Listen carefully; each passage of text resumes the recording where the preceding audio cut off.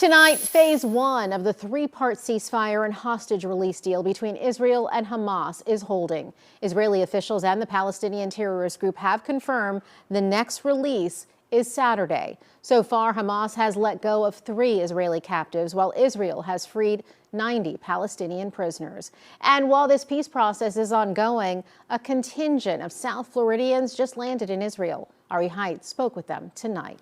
He joins me now in the studio. And Ari, what did they tell you about the mood of the country now that the ceasefire has begun? Well, I spoke to Michael Hoffman. He's the president and CEO of the Jewish Federation of Palm Beach County. And he tells me one of the first things you notice right now in Israel is the silence. No rockets falling, no air raid sirens.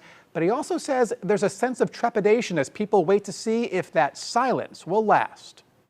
Less than 24 hours after a ceasefire began in Israel and the first 3 hostages were released by Hamas, Michael Hoffman landed in Tel Aviv. A remarkable time to be here just a day after the 3 hostages were released. Hoffman is the president and CEO of the Jewish Federation of Palm Beach County. He's in Israel with leadership from other Jewish federations from around the U.S. Straight from the airport, they went to Hostage Square, a memorial for those taken captive. We felt it was very profound and very appropriate to go there to basically pay homage and solace, knowing that there are 3 hostages who were released just a few hours before we touched ground. This is Hoffman's 9th trip to Israel since the war began more than 400 days ago. He says you can feel the relief of Israelis now that the rockets have stopped falling around them. But he says there is also anxiety, a concern over whether the ceasefire will last.